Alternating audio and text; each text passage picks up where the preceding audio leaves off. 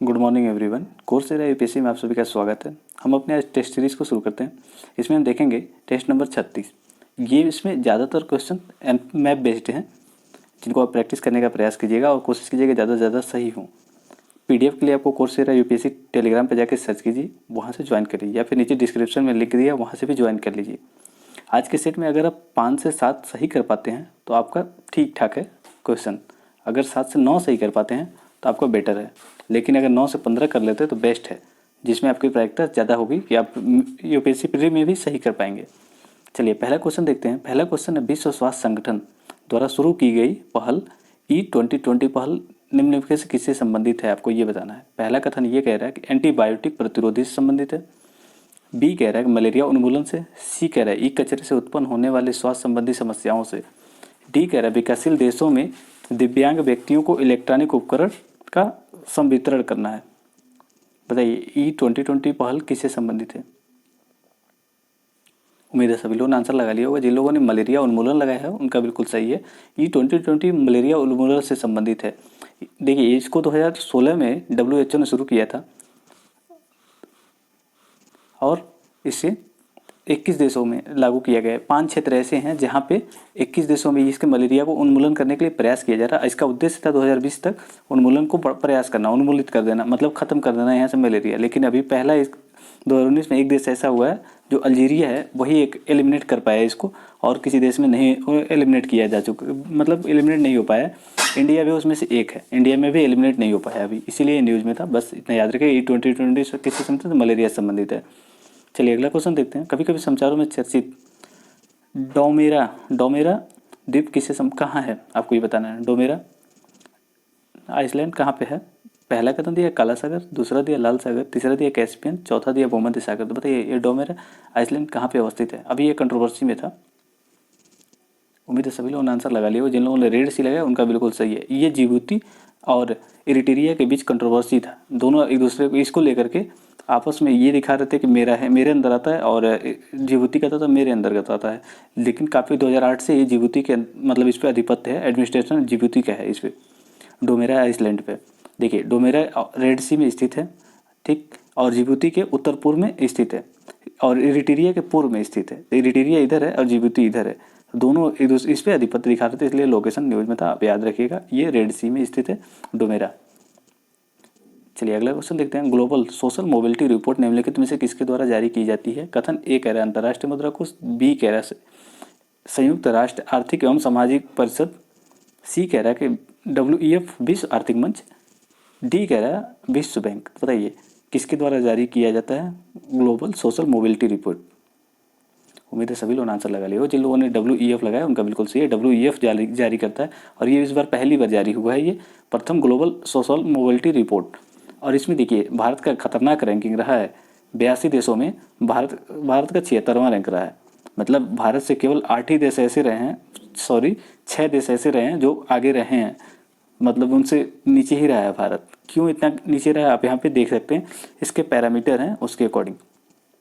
अगर यूपीएससी पूछ ले कि भारत का रैंकिंग कितना था तो याद रखिएगा 76 है, जो 6 देशों से ही पीछे है नीचे। भारत तो 76 6 याद रख सकते हैं। ऐसे भी 82 देशों में भारत का 76 रैंक रहा है। लेकिन पहले स्थान पे कौन रहा है, तो डेनमार्क रहा है 85.2 रैंक से। डेनमार्क रहा, फिर नॉर्वे, फिनलैंड, स्वीडन, आइसलैंड और नीदरलैंड, इन सबका 5 बस ऊपर से याद रखिए, और बाकी अपना याद रखिएगा 76 रैंक है। और इसके पैरामीटर पूछ लेगा, कई बार यूपीएससी पैरामीटर पूछ ले, जैसे ईज ऑफ डूइंग बिजनेस के पैरामीटर हमेशा पूछ लेती है, इसके भी पूछ सकती है। तो स्वास्थ्य में इसका एक पैरामीटर जिसमें भारत 73 रैंक प्राप्त किया है, मतलब इसमें बहुत बढ़िया नहीं कर पाया है। यहाँ पे देखिए जिसमें कम होगा वो खराब किया है, जिसमें ज़्यादा स्कोर होगा उसमें बढ़िया है। तो ये चीज़ आपको देखना है। तो यहाँ पे देखिए तो सबसे बढ़िया रैंकिंग किस में है। स्वास्थ्य में तो ठीक ही ठाक है। शिक्षा तक पहुँच इसमें भी 66 है, मतलब बहुत अच्छा तो नहीं कहेंगे। शिक्षा गुणवत्ता और समानता में इसमें भी बहुत अच्छा नहीं है। याद रखिए उम्र भर सीखना यहाँ पे, और प्रौद्योगिकी तक पहुँच, कार्य का अवसर, उचित वेतन, काम करने की स्थिति, सामाजिक सुरक्षा और स्वदेशी समावेशी संस्थान, इसमें जितना कम होगा ना उतना बेहतर होगा। जिसका कम है, जैसे स्वास्थ्य में देखिए तो 73 है, ये बहुत बढ़िया नहीं है। जितना कम रहेगा रैंकिंग उतना अच्छा है। ये मतलब पीछे करता है भारत को, जितना ज़्यादा ये इसमें पीछे होगा। 73 है ना, मतलब 73 देशों से पीछे है ये भारत। 73वें रैंक पे आया है 82 देशों में। तो ये जहाँ जितना ज़्यादा है, जितना कम होगा वो सबसे बेहतर होगा। तो सबसे कम किस में दिख रहा है? उम्र भर सीखने की। हमारे वहाँ बुढ़ापे तक लोग सीखते रहते हैं, तो ये चीज़ सबसे बढ़िया है। और दूसरा चीज़ देखें अगर इसमें, तो काम करने की स्थिति, तो ये भी कहीं ना कहीं ठीक हुआ है थोड़ा सा। तो इसमें जितना ज़्यादा कम होगा वही बेहतर होगा। तो अभी ऐसे याद रखिएगा। बाकी इसके पैरामीटर को थोड़ा सा एक बार देख लीजिए, दिमाग में रहेगा तो कर लेंगे आप आसानी से। और रैंकिंग याद रखिएगा, तो रैंकिंग कितना था? 76 था। कितने देश थे? तो 82 थे। और WEF का नाम याद रखिएगा, सोशल मोबिलिटी रिपोर्ट याद रखिएगा। चलिए अगला क्वेश्चन देखते हैं। बौद्धिक संपदा, विश्व बौद्धिक संपदा संगठन WIPO के बारे में निम्नलिखित कथनों पर विचार कीजिए। कथन 1 कह रहा है कि इसे विश्व व्यापार संगठन के साथ स्थापित किया गया था। कथन 2 कह रहा है यह संयुक्त राष्ट्र की एक विशेष एजेंसी है। तो बताइए इनमें से कौन सा कथन सही नहीं है? उम्मीद है सभी लोगों ने आंसर लगा लिया होगा और सबको ये पता होगा कि WTO कब अस्तित्व में आया था? तो 1995 में आया था। और ये कब आया था? WIPO ये 65-68 के समय में आया था, दोनों एक साथ नहीं हो सकते।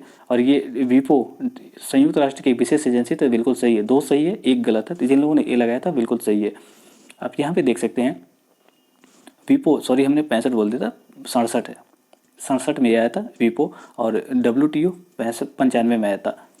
उम्मीद आपको समझ में आया होगा। और यहाँ पे देखिए किसका संस्था है? ये UN का एक विशेष एजेंसी है जो संतुलित एवं सुलभ अंतर्राष्ट्रीय बौद्धिक संपदा प्रणाली विकसित करने के लिए समर्पित है। और इसका मुख्यालय कहाँ पे? जिनेवा में, स्विट्जरलैंड में। इसका मुख्यालय किसका? WIPO का। बस इतनी सी बातें थी, इसको याद रखिएगा। चलिए अगला क्वेश्चन देखते हैं। निम्नलिखित अफ्रीकी राज्यों में से किसकी सीमा भूमध्य सागर से लगती है? आपको ये बताना है। कथन 1 दिया है ट्यूनेशिया, 2 दिया है मिस्र, 3 दिया नाइजर, 4 दिया चाड। तो बताइए इन किन देशों की, अफ्रीकी देश हैं, इनकी किसकी सीमा मेडिटेरियन सी से लगती है? उम्मीद है सभी लोगों ने आंसर लगा लिया होगा। इसमें जिन लोगों ने चाड और नाइजर इन दोनों को देख के कट किया, क्योंकि दोनों लैंड लॉक कंट्री हैं, जिन जिन लोगों ने इसको देख के कट कर दिया है उनका बिल्कुल सही आसानी से आंसर निकल जाएगा ए। जैसे आप इनको कट करेंगे तो BCD कट जाएगा, आपका आंसर निकल जाएगा ए। आप यहाँ पे देख सकते हैं, देखिए ये चाड हो गया, नाइजर हो गया, ये दोनों क्या हैं? लैंड लॉक हैं। अब बाकी चीज़ें देखिए तो अल्जीरिया यहाँ पे है, मोरक्को है, लीबिया है, इजिप्ट है, ये सब टच करते हैं इसे बाउंड्री। ट्यूनीशिया भी यहाँ पे है, वो भी टच करता है। तो हम ऑप्शन में जो भी था आप यहाँ पे देख सकते हैं। जिन लोगों ने ये लगाया था उनका बिल्कुल सही है। चलिए अगला क्वेश्चन है। हिंद महासागर के कुछ बड़े सीमांत क्षेत्रीय समुद्र क्षेत्र हैं, जैसे कि कथन 1 अरब सागर, 2 लक्षद्वीप सागर, 3 सोमाली सागर और 4 तस्मान सागर। तो बताइए इनमें से कौन कौन इंडियन ओशियन के पार्ट हैं? आपको ये बताना है। उम्मीद है सभी लोगों ने आंसर लगा लिया होगा। जिन लोगों ने इसमें तस्मान सागरों को देख के कट किया तो बिल्कुल सही काम किया है। जैसे आप तस्मान सागर को कट करेंगे तो आपका CD कट जाएगा। और अरब सागर तो सभी लोग लगा लेंगे, लक्षद्वीप सागर ये भी लगा लेंगे, सोमाली सागर ये भी सभी लोग लगा लेंगे। सोमाली सागर को भी, सोमालिया के पास वाले रीजन को कहते हैं सोमाली सागर, तो वो भी लगा लेंगे आप सभी लोग। जिन लोगों ने इसमें B लगाया उनका बिल्कुल सही है। तस्मान सागर दक्षिणी प्रशांत सागर में है, पैसिफिक में है। आप यहाँ पे देख सकते हैं तस्मान सी ऑस्ट्रेलिया के जस्ट पास में, ऑस्ट्रेलिया के ईस्ट में है, न्यूजीलैंड के नॉर्थ वेस्ट में है तस्मान सी। बाकी अन्य चीज़ें देखिए तो यहाँ पे सोमालिया के आसपास वाले रीजन को कहते हैं सोमाली सागर। और लक्षद्वीप सागर तो यहाँ पे लक्षद्वीप सी वाले के पास में है।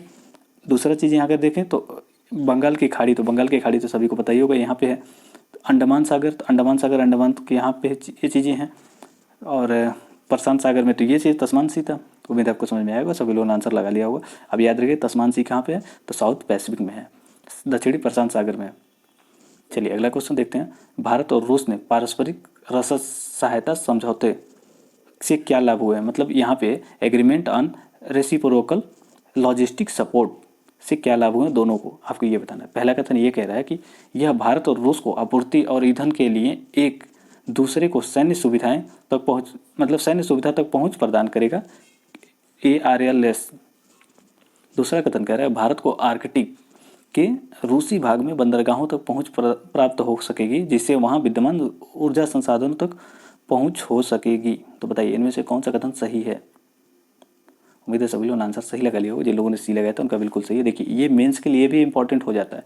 कैसे मेंस के लिए इंपॉर्टेंट हो जाता है? अभी भारत इंडो पैसिफिक का कॉन्सेप्ट लेकर के आगे चल रहा है। तो इंडो पैसिफिक मतलब पैसिफिक में जाके भारत के लिए कुछ ऐसा जगह होना चाहिए ना जहाँ से जाके अपने ईंधन का उपयोग कर सके और अन्य तरीके के काम कर सके। और दूसरा यहाँ पे याद रखिए कि ये ऊर्जा की आपूर्ति भी कर सकता है। जैसे कि यहाँ आर्कटिक में जब रसिया वाले रीजन में हम जाके करेंगे प्राकृतिक संसाधनों का दोहन करेंगे तो हमारे वहाँ ऊर्जा की आपूर्ति हो पाएगी ना। तो ऐसे भी हमारे लिए इंपॉर्टेंट हो जाता है। दूसरा, चाइना को कंटेन करने के लिए, उसको नियंत्रित करने के लिए भी कहीं ना कहीं ये इंपॉर्टेंट हो जाता है। लेकिन रसिया का हम इतना उपयोग नहीं कर सकते चाइना के खिलाफ, ये तो सभी को पता होगा, क्योंकि रसिया कहीं ना कहीं चाइना का और पाकिस्तान को भी सपोर्ट करता है। तो इसका बहुत ज़्यादा उपयोग नहीं करते, लेकिन फिर भी हमारे लिए तो ये एग्रीमेंट की वजह से हमारे लिए महत्वपूर्ण हो जाता है ना, कि हम यहाँ से फ्यूलिंग कर पाएंगे, तो ये इसलिए ये ज़्यादा महत्वपूर्ण हो जाता है। चलिए अगर दूसरा चीज़ यहाँ पे देखिए, तो ये क्यों है, तो ये एक दूसरे को सैन्य सुविधाएं तक पहुँच प्रदान करता है, और भारतीय सेना के नौसैन्य और समर्थन के लिए परिचालन का विस्तार करेगी। जैसे कि यहाँ पे नौसेना या फिर सैन्य जो भी गतिविधियाँ होंगी, तो वहाँ पे जाके हम उनका उपयोग कर सकते हैं, उनके साथ ऑयल फ्यूलिंग कर सकते हैं, जो हमने समझा वो काम। जैसे नौसेना का को लाभ क्या प्राप्त होगा, तो रूसी मूल के जहाज़ों, सभी हमारे वहाँ जितने जहाज हैं तो सभी रूस मूल के हैं ज़्यादातर हैं, और इससे क्या होगा कि जो भी उसके प्रोडक्ट होंगे, मतलब पार्ट होंगे कोई ख़राब हो गए, वो ले सकते हैं उनसे, रिपेयरिंग करवा सकते हैं, ईंधन की आपूर्ति कर सकते हैं उनसे, रूसी बंदरगाहों तक पहुँच प्राप्त होगी इन सबको। दूसरा चीज़, संयुक्त अभ्यास कर पाएंगे हम लोग रूस के साथ, इसकी वजह से वायुसेना को भी इससे कुछ लाभ होगा। जैसे कि हमारे वहाँ ज़्यादातर विमान तैनात कर सकेंगे आसानी से वो उसके रीजन में जाके। दूसरा, वो भारत को आर्कटिक के रूसी बंदरगाहों तक पहुँच प्राप्त होगी, जिससे विद्यमान ऊर्जा संसाधन तक पहुँच लेगा। अब भारत में ऊर्जा जो अब मतलब आपूर्ति है, ये ज़्यादातर खाड़ी देशों से होती है, तो हम कहीं ना कहीं एक और अल्टरनेट ढूंढ पाएंगे ना, इसीलिए ये महत्वपूर्ण हो जाता है। लेकिन रूस को क्या फ़ायदा होगा, रूस को ये फ़ायदा होगा कि भारतीय बंदरगाहों का यूज़ कर लेगा, हवाई अड्डों तक पहुँच प्राप्त कर लेगा, तो हमारे वहाँ वो आ सकता है रूस। तो इससे वो कहीं ना कहीं चीन को भी नियंत्रित कर लेगा। चीन से रूस को ऐसा नहीं है कि बहुत लाभ है, चीन को कहीं ना कहीं रूस को चीन से कहीं ना कहीं प्रॉब्लम होता है, क्योंकि वो पड़ोसी देश है। दूसरा चीज़ यहाँ देखिए, तो रूस ने भारत को विशाल आर्कटिक क्षेत्र में अपने ऊर्जा क्षेत्र जो भी उसका भाग है वहाँ तक अपना आश्रय दिया है भारत को, ताकि भारत वहाँ जा करके जो भी उसका प्राकृतिक संसाधन है उनका दोहन कर पाए। चलिए अगला क्वेश्चन देखते हैं। एक्सोमार्स के बारे में लिखे कथनों पर विचार कीजिए। पहला कथन कह रहा है कि यह स्पेस एक्स की एक पहल है। दूसरा कथन कह रहा है कि इसका उद्देश्य मंगल ग्रह की कक्षा के पैटर्न में परिवर्तन की जाँच करना है। तो पता है इनमें से कौन सा कथन सही नहीं है। उम्मीद है सभी लोगों ने आंसर लगा लिया होगा। देखिए, एक ये जीएस का ही पोर्शन है जो कि करंट अफेयर से संबंध रखता है, और जिन लोगों ने इसमें सी लगाया उनका बिल्कुल सही, दोनों कथन गलत हैं। कैसे गलत हैं आप ये समझिए। देखिए, यूरोपियन स्पेस एजेंसी और रूसी स्पेस एजेंसी, ये दोनों का एक संयुक्त पहल है। कौन? एक्सोमार्स। अभी इसको टाल दिया गया, कब तक के लिए? 2022 तक के लिए टाल दिया गया। और इसका उद्देश्य क्या था कि इसका उद्देश्य था कि ये करना कि मंगल ग्रह पर जाकर के जीवन के अस्तित्व का पता लगाना, बस इसमें दो काम था। और इसमें रोवर लॉन्च करना था। उम्मीद है आपको समझ में आ गया होगा। और ये किसका है? तो यूरोपियन स्पेस एजेंसी और रूसी अंतरिक्ष एजेंसी, मतलब रूसी स्पेस एजेंसी, दोनों का एक संयुक्त पहल था। बस इतना सी बात थी, याद रखिएगा। ये स्पेस एक्स का पहल नहीं है, सारा कुछ स्पेस एक्स थोड़ी करेगा। चलिए अगला क्वेश्चन देखते हैं। भारतीय सेना प्रतिवर्ष 23 सितंबर को हाइफा दिवस के रूप में मनाती है, ताकि 3 इंडियन कैवलरी रेजिमेंट को हाइफा को स्वतंत्र कराने में मदद करने के लिए उनके प्रति सम्मान व्यक्त किया जा सके। हाइफा किस देश में अवस्थित है, तो आपको ये बताना है। कथन ए कह रहे सऊदी अरब में, बी कह रहा है जॉर्डन में, सी कह रहा है फिलिस्तीन में, डी कह रहा है इजराइल में। बताइए हाइफा किस रीजन में अवस्थित है? उसका एक शहर है हाइफा। उम्मीद है सभी लोग आंसर लगा लिया हो। जिन लोगों ने इसमें डी लगाया था, इजराइल, बिल्कुल सही लगाया। इजराइल में स्थित है हाइफा। आप यहाँ पे देख सकते हैं हाइफा यहाँ पे स्थित है। और ये क्यों न्यूज में था? 2018 में उत्तरी इजरायली के तटीय शहर हाइफा ने प्रथम विश्व युद्ध के दौरान ऑटोमन जो शासन था उससे मुक्ति के शताब्दी वर्ष मनाया है, और जिसके बाद भारतीय जो बहादुर सैनिक थे उनके प्रति सम्मान प्रकट किया। इतिहास के लास्ट ग्रेट कैलवरी कैंपेन के रूप में भी इसको जाना जाता है। और देखिए दूसरा चीज़ में क्या याद करने लायक है वो चीज़ आप समझिए। तो भारत प्रतिवर्ष 23 सितंबर को हाइफा दिवस मनाता है। क्यों मनाता है? क्योंकि 3 इंडियन कैवलरी रेजिमेंट, वो कौन कौन से तीनों थे? मैसूर था, हैदराबाद था और जोधपुर था। इनके लिए इनको सम्मान प्रदान करने के लिए ये हर वर्ष मनाता है। और ये दूसरी चीज़ याद रखें, तो 1918 में हाइफा की लड़ाई में हाइफा को मुक्त कराने में मदद किया था किसने? इन सैनिकों ने। तो याद रखिए कि 1918 में हुआ था ये। 1918 का समय कौन सा? प्रथम विश्व युद्ध के समय था। उम्मीद आपको समझ में आया होगा। चलिए अगला क्वेश्चन देखते हैं। अगला क्वेश्चन है गन्ना मूल्य निर्धारण के बारे में निम्नलिखित कथनों पर विचार कीजिए। कथन एक कह रहा है FRP वह न्यूनतम मूल्य होता है जिसे गन्ना किसानों को चीनी मिलों द्वारा कानूनी रूप से प्रदान किया जाता है। कथन 2 कह रहा है कि प्रमुख गन्ना उत्पादक राज्यों द्वारा गन्ना का मूल्य निर्धारित किया जाता है, जिसे राज्य सलाहकार मूल्य स्टेट एडवाइजरी प्राइस कहा जाता है, आमतौर पर केंद्र के FRP से अधिक होता है। तो बताइए इनमें से कौन सा कथन सही है? उम्मीद है सभी लोगों ने आंसर लगा लिया होगा। जिन लोगों ने इसमें सी लगाया बिल्कुल सही है। जो स्टेट एडवाइजरी प्राइस होता है SAP, ये कहीं ना कहीं FRP से अधिक होता है। अगर FRP 15 रुपये है तो SAP ये 16 रुपये रहेगा, मतलब ज़्यादा ही रहता है उससे। क्यों? क्योंकि अपने वहाँ के किसानों का ये समर्थन कर रहे हैं, हर राज्य अपने वहाँ के किसानों का समर्थन करते हैं इसके माध्यम से। इसमें जिन लोगों ने सी लगाया था उनका बिल्कुल सही है। अब देखिए FRP किस अधिनियम के द्वारा जारी किया था? तो ये गन्ना अधिदेश आदेश 1966 के द्वारा निर्धारित किया जाता है FRP। और ये क्या करता है कि जो चीनी मिल हैं वो कानूनी रूप से जितना निर्धारित किया था उसी के अकॉर्डिंग खरीदेंगे, उससे कम पे नहीं खरीदेंगे। उससे ज़्यादा खरीद सकते हैं लेकिन कम पे नहीं खरीदेंगे। अब भारत में प्रमुख गन्ना उत्पादक राज्य कौन कौन से हैं? तो उत्तर प्रदेश है, पंजाब है, हरियाणा है। प्रमुख गन्ना उत्पादक राज्यों में मूल्य निर्धारण किया जाता है और इसको क्या कहते हैं? स्टेट एडवाइजरी प्राइस कहा जाता है। आमतौर पर केंद्र सरकार FRP से अधिक होता है। जो केंद्र सरकार क्या जारी करती है? FRP, और उससे ये अधिक होता है। दूसरा यहाँ मेंस के लिए समझिए, तो हमेशा क्वेश्चन देता है कि सबसे ज़्यादा यहाँ पे क्या समस्याएं हैं। ग्रीन रेवोल्यूशन को जैसे कौन कौन सी समस्याएं देखने के लिए मिली, तो यही समस्याएं देखने के लिए मिली। यहाँ पे हरियाणा पंजाब में सिंचाई की व्यवस्था तो हो गई, लेकिन यहाँ का जो भी भौगोलिक अवस्थिति है यहाँ के गन्ना के उत्पादन करने के लिए, चावल का उत्पादन करने के लिए ये कहीं ना कहीं अनुकूल नहीं है। लेकिन फिर भी यहाँ के किसान उत्पादन करते हैं, जिससे यहाँ की मृदा जो है ऊसर हो जाती है, मृदा की उर्वरता खत्म हो जाती है और धीरे धीरे ये कहीं ना कहीं मृदा मतलब क्षारीय हो रहा है, बंजर की तरफ इनकी जो भी भूमि है वो उधर विस्थापित हो रही है। और यहाँ पॉल्यूशन का यही कारण है कि ज़्यादा ये लोग उर्वरक का उपयोग करके फिर खेती करते हैं, तो ग्राउंड वाटर कहीं ना कहीं पॉल्यूटेड हो जा रहा है, पॉल्यूटेंस हो जा रहा है, वहाँ पे प्रदूषण फैल रहा है ग्राउंड वाटर में। तो ये रीजन था, बस अभी इसको समझिएगा, थोड़ा सा बस समझने की जरूरत थी। चलिए अगला है ओलिवो रिडले। ओलिवो रिडले कछुआ भारत में प्राकृतिक रूप से कहाँ पाए जाते हैं, आपको ये बताना है। कथन ए दिया महाराष्ट्र के तट पर, 2 दिया है उड़ीसा तट पे, 3 दिया है आंध्र तट प्रदेश के तट पे। बताइए इनमें से कौन सा कथन सही है ओलिवो रिडले के संबंध में? उम्मीद है सभी लोगों ने आंसर लगा लिया होगा। जिन लोगों ने इसमें डी लगाया था बिल्कुल सही है, ये तीनों जगह पाए जाते हैं। जिन लोगों ने इसको महाराष्ट्र को कट कर दिया तो उनका गलत हो जाएगा। महाराष्ट्र में भी पाया जाता है लेकिन कम मात्रा में पाए जाते हैं। और इसको याद रखिएगा, वन्य जीव संरक्षण अधिनियम के अनुसूची 1 के अंतर्गत सूचीबद्ध किया गया है और इसको 1991 में संशोधित करके किया गया था। ओलिवो रिडले के कुछ कछुओं में पाए जाने वाले में सबसे ये छोटी प्रजाति है जो प्रचुर मात्रा में पाई जाती है। और ये क्यों न्यूज में थी? क्योंकि आंध्र के तट पे अभी कुछ मृत्यु पाए गए थे ओलिवो रिडले कछुए थे, इसीलिए न्यूज में था। और ये प्रशांत महासागर और हिंद महासागर में गर्म जल में पाए जाते हैं। ये भी याद रखिएगा, UPSC कभी पूछ ले सकती है यहाँ ठंडे जल डाल के, तो आप याद रखिए गर्म जल में पाए जाने ओलिवो रिडले। उड़ीसा के गहीरमाथा तट पर ये पाए जाते हैं। भितरकनिका वन्यजीव अभयारण्य का हिस्सा है जो गहीरमाथा, यहीं पे पाए जाते हैं। कछुआ सबसे ज़्यादा बड़ा प्रजनन स्थल है। आपको याद होगा कि यहाँ पे हमेशा आते हैं, अपना नेस्टिंग करते हैं, तो इसीलिए। लेकिन दूसरा चीज़ है, देखिए महाराष्ट्र के तट पे बहुत कम नेस्टिंग करते हैं, यहाँ पे कम प्रजनन करते हैं। दूसरा गोवा के जो समुद्री तट हैं, समुद्री कछुए हैं, वो 3 प्रजातियाँ वहाँ पाई जाती हैं। पहला ओलिवो रिडले, दूसरा लेदर बैक और तीसरा हरे कछुए। ये तीनों कहाँ पाए जाते हैं? गोवा में। आंध्र तट के पर मृत्यु पाए गए थे, इसलिए न्यूज में था। चलिए अगला क्वेश्चन देखते हैं। प्राय समाचारों में चर्चित सम फॉर ऑल पहल निम्नलिखित में से किस वैश्विक पहल से संबंधित है? आपको ये बताना है। सम फॉर ऑल, उम्मीद है सभी लोगों ने इसमें आंसर लगा लिया होगा देखते ही। जिन लोगों ने लगाया SDG उनका बिल्कुल सही है। SDG संबंधित है सम फॉर ऑल। नाम से भी थोड़ा बहुत लग रहा था कि sustainable mobility for all. Sum for all पहल किससे संबंधित है? तो इसी संबंधित है सतत विकास से।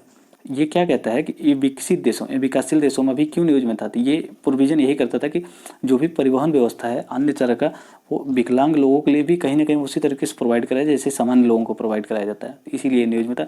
और ये एफर्ट डालता है कि सभी देश, जैसे विकसित देश और विकासशील देश, इसके प्रति काम करें। लेकिन अभी कोई प्रगति नहीं देखने के लिए मिली है, इसलिए रिपोर्ट न्यूज में था, इनिशिएटिव न्यूज में था। और इसे 2017 में लॉन्च किया गया था। अम्ब्रेला प्लेटफॉर्म है जिसको 55 सार्वजनिक और निजी संगठनों एवं कंपनियों को SDG को लागू करने और परिवहन क्षेत्र में व्यापक सुधार करने के लिए एकजुट करता है। तो अब बस याद रखिएगा सम फॉर ऑल किससे संबंधित, तो अब याद रखिएगा ये सस्टेनेबल मोबिलिटी फॉर ऑल से संबंधित है। सतत विकास जो हमारे 17 है उसी संबंधित है ये। देखिए दूसरा क्वेश्चन देखिए, सनाई प्रायद्वीप, सनाई पेनिनसुला के बारे में लिखित कथनों पर विचार कीजिए। कथन 1 कह रहा है यह अफ्रीका में स्थित है। कथन 2 कह रहा है कि यह उत्तर में भूमध्य सागर एवं दक्षिण में लाल सागर के मध्य स्थित है। कथन 3 कह रहा है यह एशिया और अफ्रीका के मध्य बीच का एक भूमि सेतु का काम करता है। तो बताइए किससे संबंधित है? सनाई पेनिनसुला। UPPCS ने एक बार पूछ चुका है सनाई पेनिनसुला संबंधित क्वेश्चन, तो इसे आप इसके इंपॉर्टेंस का अंदाजा लगा सकते हैं। जिन लोगों ने इसमें लगाया है C उनका बिल्कुल सही है। ये अफ्रीका संबंधित नहीं, ये इजिप्ट से संबंधित है, तो इसीलिए एक गलत हो जाए, जैसे आप एक गलत करेंगे आपका आंसर मतलब पता चलेगा आपको गलत है तो आपका आंसर सीधे निकल जाएगा सी। अब देखिए सिनाई पेनिनसुला यहाँ पे है जो कि इजिप्ट का भाग है, और सिनाई पेनिनसुला मिस्र का एक प्रायद्वीप है। और दूसरा चीज़ यहाँ पे याद रखिए कि भूमध्य सागर और दक्षिण में लाल सागर के मध्य स्थित है। तो रेड सी दक्षिण में इसकी स्थित है और उत्तर में इसके क्या है, ये भूमध्य सागर है, मेडिटेरियन सी यहाँ पे दिख रहा है, रेड सी नीचे है, इधर है रेड सी। ये चीज़ समझ में आएगा। एशिया और अफ्रीका के बीच एक सेतु का काम करता है, मतलब एक यहाँ पे एशिया इधर इस साइड में, अफ्रीका इस साइड में, तो दोनों के बीच के सेतु को दोनों को जोड़ने का काम करता है ये चीज़, सिनाई पेनिनसुला। उम्मीद है आपको समझ में आया होगा। अब दूसरा चीज़ यहाँ पे देख लिए, स्वेज, गल्फ ऑफ स्वेज यहाँ पे है और गल्फ ऑफ अब्बाद यहाँ पे है। उम्मीद है आपको समझ में आया होगा। चलिए अगला क्वेश्चन देखते हैं। अगला क्वेश्चन है, बोर्नियो द्वीप राजनीतिक रूप से विभाजित है, किसके बीच विभाजित है? Borneo, Iceland. तो आपको ये बताना है। कथन 1 दिया है मलेशिया, 2 दिया है बोर्नेई है, 3 दिया है इंडोनेशिया। तो बताइए किसके बीच विभाजित है बोर्नियो आइसलैंड? उम्मीद है सभी लोगों ने आंसर लगा लिया। देखिए ये मलेशिया के बीच भी विभाजित है बोर्नियो आइसलैंड, बुर्नेई के बीच भी विभाजित है और इंडोनेशिया के बीच में भी विभाजित है। ये जिन लोगों ने डी लगाया था उनका बिल्कुल सही है, ये तीनों के बीच विभाजित है। उम्मीद है आपको समझ में आया होगा। देखिए इसमें क्या है, देखिए उत्तर में कौन है? बुर्नेई है। ये पूरे रीजन को क्या कहते हैं? बोर्नियो आइसलैंड कहते हैं। लेकिन अगर सबसे उत्तर में देखें तो इसको सीक्वेंस में भी लगाने के लिए यूपीएससी पूछ सकता है। तो बुर्नेई कहाँ है? सबसे उत्तर में है इसके, और ये भी ये डूब रही थी तो इसीलिए न्यूज़ में था। और ईस्ट मलेशिया यहाँ पे है। दूसरा देखिए तो इंडोनेशिया यहाँ पे है। उम्मीद है आपको समझ में आया होगा। अब विश्व का तीसरा सबसे बड़ा द्वीप है और एशिया का पहला सबसे बड़ा द्वीप है। ये बात याद रखिएगा, फैक्ट है। राजनीतिक रूप से तीनों में विभाजित है, तो ये बात सही है। उम्मीद है आपको समझ में आएगा। बुर्नेई कहाँ पे है? सबसे ऊपर था, और मलेशिया का ईस्ट मलेशिया उसके नीचे, उसके बाद इंडोनेशिया का रीजन था। तो उम्मीद है आपको समझ आएगा। ये पूरे रीजन को क्या कहते हैं? बोर्नियो कहते हैं। चलिए आज का लास्ट क्वेश्चन है, निम्नलिखित में से काला सागर के सीमावर्ती देश हैं, कौन कौन से हैं आपको ये बताना है। ए यूक्रेन, 2 टर्की, 3 जॉर्जिया, 4 रूस। तो बताइए इनमें से कौन कौन ब्लैक सी से अपनी सीमा साझा करते हैं। उम्मीद है सभी लोगों ने आंसर लगा लिया होगा, और जिन लोगों ने इसमें सी लगाया उनका बिल्कुल सही है। ये सभी सीमा साझा करते हैं किससे? ब्लैक सी से। आप ब्लैक सी का यहाँ पे लोकेशन देख सकते हैं। तो देखिए रोमानिया को यहाँ पे देखिए है, बुल्गारिया, यूक्रेन को भी देख लीजिए, यूक्रेन यहाँ पे है, बुल्गारिया, रोमानिया यहाँ होगा, बुल्गारिया यहाँ पे होगा। अब देखिए दूसरा चीज़, तो टर्की कहाँ पे है? तो टर्की यहाँ पे है। फिर हो गया अगला जॉर्जिया, देख लीजिए, जॉर्जिया के बाद हो गया रसिया। तो ये रसिया पूरा फेडरेशन पूरा फैला हुआ है यहाँ से, तो रसिया हो गया। दूसरा चीज़ यहाँ पे अर्मीनिया इसे सीमा साझा नहीं करता है, किससे? ब्लैक सी से।